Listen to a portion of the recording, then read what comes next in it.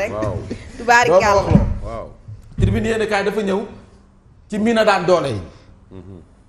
maanaam jànq yi ñuy bind ci kër yi. c'est vrai. nga xam ne dañuy yittewoo lool daanaka ku leen taxaw ngóor gi nag dafa ñëw yokk seeni salaire yokk cere. kon nag fa mu dolli ñeex ci ña nga xam ne ñooy fay. c'est vrai. oui. moo gënoon waaye nag est-ce que mën naa ne jamono jii nga xam ne. liggéeykat yu bari dàq nañu leen. ku amoon jànq ñu dàq la kay mënoo fay kenn. yokkum salaire mën na nekk foofu. nañ waxante dëgg. yéenekaay bi tribune revalorisation controversée augmentation des salaires des domestiques mooy mi na daan doole yi. entre populisme ndax ñoom jël nañ ko def ko trophée. jaxase mi na daan doole ak seeni njaate gi. mu ngoog ak manipulation bu mat sëkk lañ ciy dox yéenekaay bee ka wax du samay kàddu nee na des employeurs désapprouvent et déchirent l'arrêté d'Abass Fall ñoom ci boppam ñoom ñoo ko wax seen. am na ñoo xam ne li ñuy fekk moo ëpp li am na ñoo xam ne nekkuñu ay jànq ci kër gi dañ dem ba dëkk ci kër gi. waaw am jëkkër moo leen fa génne. waaye am na ñoo xam ne ci biir kër gi sax la ñu am jëkkër. waaw am na ñoo xam ne ci kër gi la ñuy sëy wax ma nag ngeen jël non waxuñu non mais ci biir kër ci gi biir en fait si njaboot gi ça veut dire si njaboot gi bien sûr. si njaboot gi Salibro pour l'info samedi am na manif à Genève pour réclamer la libération des prisonniers politiques notamment Abdou Nguer. Genève waaw ah si. Genève. Pa Bokar jërëjëf. waaw si, Genève si. am na benn manifestation. donc Badara Gadiaga tam samedi. ñaanal ko. Badara Gadiaga. waaw yàlla na mucc. ci Arrête. ci ñuy effacé. ah waaw moom yàlla na. waaw maa ngi dégg démb ñuy wax ay mbir ci moom yàlla fekk du dëgg. amiin. waaw effacé garab gu ndaw gu doon penc moom. laaw bi du ko gis ba koy yeb. ba koy yett waaw kay jërëjëf. tension en perspective entre femmes de ménage et njaate gi mën naa nekk parce que da nga si gis ay mina daan doole yoo xam ne dañ naan léegi da ngeen ñuy fay par force parce que état lii la wax. waaw boobaa tamit ku lay liggéey mais bu ko mënul dindee ay privilèges mun na waaw léegi maçon yi nag am nañ contrat léegi. ah déedéet il faut généraliser. waaw nañ ko bu fekkente ne code du travail la ñuy appliqué asma. waaw da ngay généraliser ci lépp képp kuy liggéey rek léegi parce que effectivement entendrement loolu la. waaw toute relation de travail dañ koy contractualiser mais il faut élargir à tout le monde. manee bari. ñëpp mu jeex. ñëpp maçon yeex ñoom seen. voilà mu jeex. Très bien. allez-y jusqu'au bout. Ibou Niang mairie ville bu Tëngéej nee na ma yow bëggal rek Ibou Niang jërëjëf sama xarit bi ma koy nuyu bu baax bu tax maire sonal la situation économique ne permet pas aux ménages d'augmenter donc li nga xam ne moom mooy leur charge parce que te muy dëgg kuy boot muy cëkk doo ci boole ay gamb. nee naa la boo leen fayee salaire. dina am impôt booy jël ci salaire bi. mbambay waaw est-ce que du loolu mooy pexe bi comme nee nañ xamuñu amuñu xaalis am bëgg a nañu créer ay taxes yu bees. Ah, muy kon benn neel benn. kon après dañu ay contrat daal di leen war a signer. non contrat boo amee kay salaire kay dañ ciy prélever impôt. léegi nag ñu fàttali ne 80% Sénégal su structure fiscale 80% impôt yi ménage pauvre ñun ñi baadoole yi ñun ñoo koy fay à travers ay taxes indirectes ak yeneen waaw. Tribune yéen a kaay daal dina ñëw. waaye jamono ji nag moom wax fa dëgg neex yàlla. média bi nag yëngu na de yëngu lu nekk li ko yëngal ak ëpp doole. te fi mu nekk nii. média bi xam nga lan la ñu woote. Langabori Gartombe ku dugg ci biir moom dégg.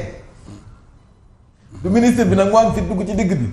dina wàcc de mi ngi nii yéen a kaay bee ko wax attaque systématique et planifiée foofu la ñu nekk nii contre le secteur des médias la CAP lance la riposte nee nañ dëkkab dóore nag fayoo koy tas. mi ngi ñoom waa CAP ñaata gi contre le monstre la presse sénégalaise comparée à George Floyd étouffée par les institutions censées donc la protéger parce que yéen a ngi fàttali mooy. noir boobu Amérique waaw ba ñu jëloon conc bi teg ci pour ba mu faat waaw nee nañ presse bi loolu la ñuy dund. fi mu nekk nii kay. dañ leen asphyxier xoj leen fu mu nekk nii moom am ñu bëri tëj moo leen gënal sax toog. ñenn ñoom tëj nañu. fépp rek.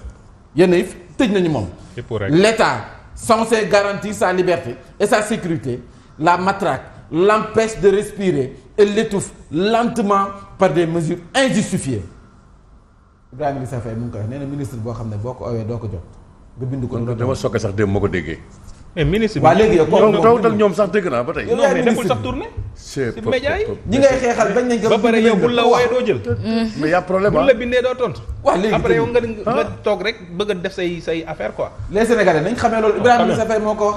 ministre bi bëgg tëj presse ñoom ne nee na bi ñu ko owee duñ ko jot. man dama jaaxle sax boo ko déggee loolu. boo ko bindee du la tontu jot. ah loolu lañ waaw wax. boo ko bindee du la tontu. Ah oui? ba pare nga bëgg ne yow voilà.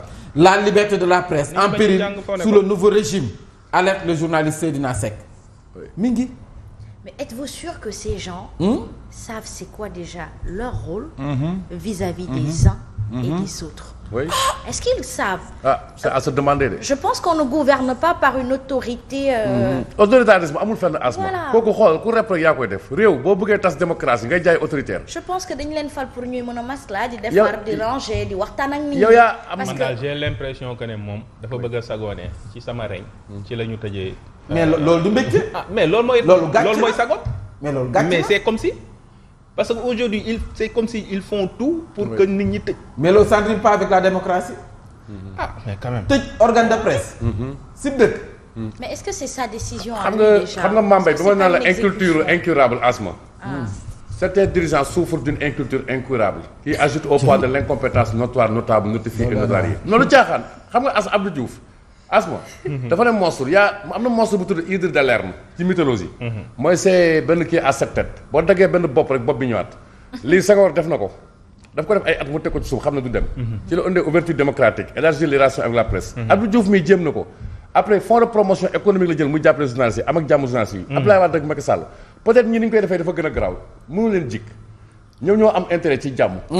naar bi lañ doon xaw a pël bi kenn du ko woo ci guuxum soow. ah dafa bañ leen moytu rek. dafa leer. Moi je pense que oui c'est loolu la ñuy xaar ci ñoom et puis.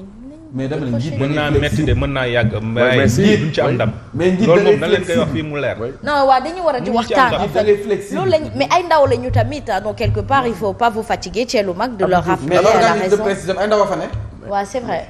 tamit. Absolument. c'est pas parce que ay ndaw lañ. et puis ministre yaay dimbale sa président ak sa premier ministre. dañu wax C'est vrai. waaw ministre pour loolu la. C'est vrai. même bu premier ministre mere yow yaa war a defal. daal laay sofal ma koy nuyu. Waaw. daal laay sof.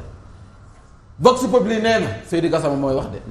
si on ne veut pas tomber dans les mêmes dérives que Macky et remplir donc les prisons yéen a kaay nee na Seydi Gassama nee na faw ñu xoolaat doxalin parce que la ñu doon jàmbat. si nguuru Macky. oui moom la ñuy dund ba tey. oui bien sûr. te tëj organe de presse. Oui, bu dafa war a franchement. may Seydi Gassama mooy wax. Délit nee na du d'opinion. ndam. musul am. mooy wax Mooy délit lorsqu'on exerce le pouvoir on est exposé à la critique et lorsqu'on n'est pas tolérant envers la critique on court donc le risque de mettre énormément de gens en prison parce que moom nar a fees rek. oui ah del les gens vont parler moom loolu moom ay sénégalais moom mën nga ko def lu ne waaye doo wax. loolu waaw tamit kat man nee nañ dëkk bi doo def fayoo koy tas woote nañu mobilisation bu mat sëkk nee na bu kenn des Babacar Mbaye Ngaraaf nee na oui pour un pacte de stabilité sociale mais non à un pacte de trahison sociale waaw pacte bi moom kat moo ko fas génnee signé parce que man ñi ma dégg ñëpp koo ci wax mu ne ma wax fa dëgg neex yàlla amuñu ay tant que amuñu ay garantie yu jóge ci président Diomaye mais yooyu du ñu signé ñoo yooyu nag parce que comme li ma wax rek parce que moom boo xasee ba signé moom da ngay aj say kook. yéeme na de li ñu war a lijjanti ci réew mi bari na les échos ñëw na ci presse bi fermeture d'entreprise de presse la presse prête à faire face à cette forfaiture c'est que na presse xeex na fi xeex bu ne billaay. xeex na fi xeex mais niveau bi mosu fi egg ah. non Oui. bii moom wax fa dëgg léegi bu ñu juddoo ba tey mosu ko gis. Après non xeex aussi- bi moom wax fa dëgg ñoom dañoo ñëw rek commencé xool mais maam ñoom dañu war a xam ne fi ñu jógee ci seen parcours lu logique laay wax nii ah mooy nit boo daanoo wala ñu teg la ay injustice wala nga jàpp ne dañ la xoxataloon waroo xoxalaate au fait. waaw mais loolu mooy paradoxe bi nag. parce que C'est- ñoom c'est- lii nii yëpp ñoom bi ñu nekk opposition bi dañ ko doon ñaawlu tey ñoom ñoo koy def. Après, il faut aller voir les psychologues pour voir si ce n'est pas le choc, oui, de l'oppression qui donne le revers de la Des médaille en avocats ce sens. commis. Oui. jël nañu ay avocat de Ah, ça peut être une... oui oui. Oui, Des un avocats. problème qu'un psy des doit avocats régler. commis pour Billahi, c'est accompagner vrai. les entreprises donc victimes Asma pose un débat intéressant. Oui, dafa am paranoïa il y a ce qu'on appelle en psychologie le délit de persécution. oui. mais koo xam ne moom day mer di dóore rek day xulloog ñëpp rek. gis nga xale bu ñuy yàgg Mooy di délit de dóor bu màggee persécution. des dërkiis bëgg di dóoraate léegi bu il faut que mu dem ci psychologue bi xamal ko bien ni sûr, liñ la oui. defal ni injustice la woon waroo ko reproduire. très bien Il faut faire attention. Merci madame la psychologue. délit freudien. dépôt individuel le même jour de recours donc devant la cour suprême yéen a kaay daan sitting la ñu woote nag devant le ministère de la communication en tout cas ñu ngi koy togg de toogaanu ñaxtu man sax danaa fa dem. Farba Ngom man de maa nga ca kanam. man damay dem moom maa nga Sama fa. yére pause moom. judiciaire financière Farba Ngom inculpé à nouveau hier avec une lourde sanction infraction mi ngi nii. Un de ses avocats en rogne, les faits et le montant sont les mêmes. Il n'y a rien. Le parquet vise l'association de malfaiteurs en bande criminelle organisée. ci yàlla. Fifi maa ngi lay nuyu baax Fifi taa Fifi. et nuyul tonton Xaali Ngom. Xaali Ngom bu Tëngéej. mi ngi ñuy seetaan. Xaali Ngom bu Tëngéej. sama xarit la woon. ba tey mais nekkatu sama xarit. ba tey laas yéene kaay la CAP mobilise Amnesty met en garde le régime ñu ngay daan xaafu nag bul ko laal bul ko jege waaye waa ji di Jean-Michel Sène nee na nous sommes dans l'action et non dans le bavardage ki lu ñu koy tontu Jean-Michel Sène ñoom nee ñu ngi ci action nekk ñu ci bavardage. nee naa ko xanaa gisul li Waly Diouf di bind. c'est pour ça que je vous dis que ça là. fekk nag gars yi nag dafay mel ni yëguñu problème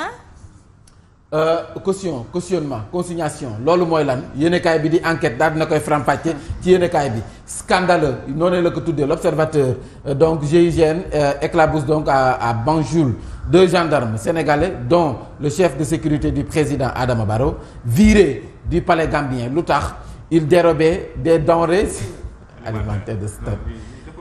ouais c'est honteux quand même. rus naa sax. c'est honteux hein. phrase bi moom mënuma ko yegg. les numéros des commerçants trouvés. non xam nga ne su ma teeloon gis dama koy tënk solidarité au moins. ah non quand même. la Cour des comptes au cœur d'une nouvelle tempête lii itam jar naa lijjanti point d'interrogation la point actu moo ko wax rebondissement sur la crédibilité du rapport de la Cour des comptes parce que ñoom dafa mel dafa am ak bureau de femmes ci seen biir bu ñu sukkandikoo ci Jeune Afrique point actu moom moo ko wax nee na des membres éminents de la Cour des comptes auraient critiqué en interne le fameux rapport et se serait divisé sur son bien fondé parce que ñoom seen biir bu ñu sukkandikoo ci Jeune Afrique nee na sax ñoom rapport yi ci boppam déggoowuñu ci 2 versions du rapport circulent dans le pays depuis plusieurs semaines magazine bee ko bind le magistrat Aliou Niane doon na wax ne kon andi woon na thèse jëm ci rapport bi dañ ko signé am déet rebondissement kon am na ci qui coïncide avec la volonté affichée par Guy Marius Sagna de traîner Macky Sall devant la haute cour de justice. il faut lui demander quel rapport Aliou Niane xam nga dafay rapport bi signé nañ ko signé nañ da nga naa ko ban rapport lañ signé. waaw ndax dafa am bu ñu signé ak bu ñu signé wu. loolu nga koy laaj. mi ngi l'info yéene kaay agression en série du gouvernement et ses démembrements la CAP sonne la résistance nee nañu nag bëy sax boo ko naree rey nag mu yuuxu. mu yuuxu yëglu fu mu nekk nii nag du ñu xaar ba dee ba pare ñu ñuy jaale. si réew mi la ñu bokk nag waaw am fi ay këyit ci réew mi juddu ci réew mi. wax fa dëgg. si la ñu bokk. ci lañ bokk kay. am fi ay njaboot. ci waaw di liggéey fii ci réew mi. waaw waru ñoo toog te bëggu ñoo dem. ñoo ngi ñaan diaspora bi mu ñibbisi. waa kay ñoom kay ñu ko yombalal. gars yi amoon 10 ans si bi ci demuñu fenn Sénégal moo leen gënal. maa la ko wax. lu ñu am Sénégal moo leen ko gënal. wallaahi dëgg la fekk ñu am fi jàmm nag. en tout cas incha allahu rabbi yow ma def interview bu toj am 23000 vues en